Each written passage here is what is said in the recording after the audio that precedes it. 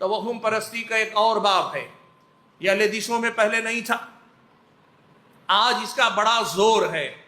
वो है ये हमारे रुकिया करने वाले हजरात। भाइयों, रुकिया शरइया जिसे कहा जाता है वो क्या है?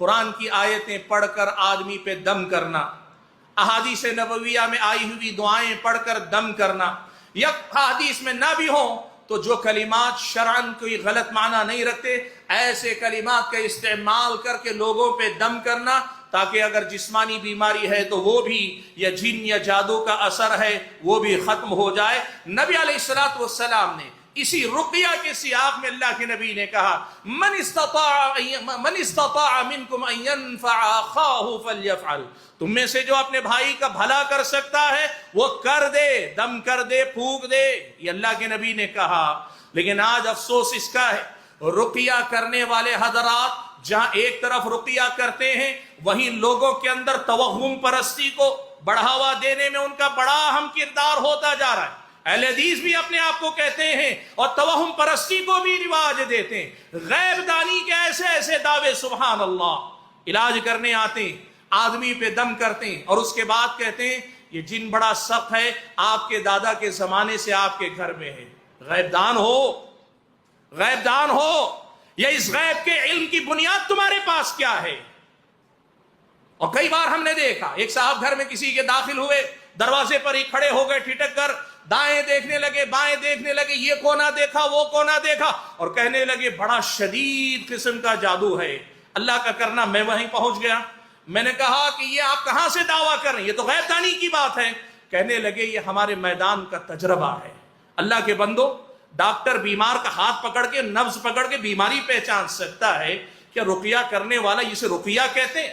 ये गैबदानी का दावा, ये कहानत है।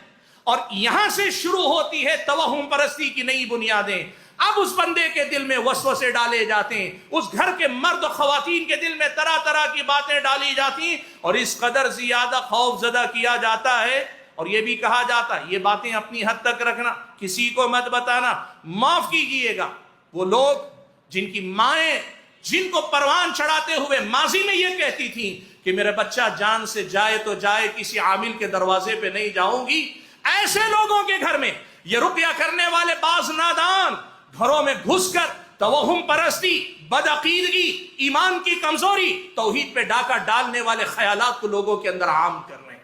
अल्लाह के बंदो, रुकिया इलाज है, रुकिया गैबदानी का जरिया नहीं है। और हत्ता कि ये बात भी याद रखो, इलाज के दौरान लोग कहते हैं जिन आकर उसके जिस्म पे बोलता है, अगर वो जिन भी बोल रहा हो उसकी बातों पे यकीन करना कि वो जो बता रहा है सच बता रहा है, शरअन इसकी भी गुंजाइश नहीं। अल्लाह के बंदो, ये हमारे और आपके समाज में रुकिया करने वालों ने तरह तरह की खुराफात को फैलाया हुआ है।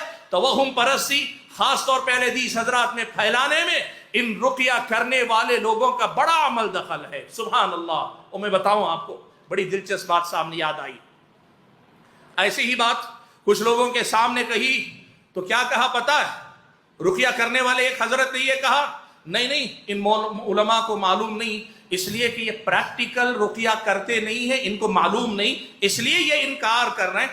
हम मैदान के लोग हैं, लिहाजा हमारी बात का यकीन करो। अल्लाह के बंदो, याद रखो, तजरबा तुम्हारा ही सही, लेकिन तजरबे की माकूल बुनियाद होनी चाहिए, या शरई दलील या कौनी दलील। और जो इन दोनों बातों से खाली होगी वो कहानत है, वो इल्म नुजूम सितारा परस्ती का एक बाब है, वो जो है कहानत गैबदानी का दावा है। और जो आदमी गैबदानी का दावा करता है वो खुद अपने आप में मुशरिक है, और उसकी तायीद करने वाला मुशरिक शिर्क का इर्तिकाब कर रहा है। अल्लाह के बंदो, इस मसले को समझो। तवहुम परस्ती ने हमारे और आपके समाज में इतनी जड़ें पकड़ी है कि अल्लाह माफ फरमाए, रुकिया करने वाले हजरात खैर का काम करने निकले थे, कहते थे हम लोगों को मज़ारों के पास से निकाल के लाना चाहते हैं, ले आए अल्हम्दुलिल्लाह, लेकिन मज़ारों से निकाल के लाए, घरों में शिर्क दाखिल कर रहे हैं, तवहुम परस्ती दाखिल कर रहे हैं। ये कौन सा तमाशा है अल्लाह के बंदो?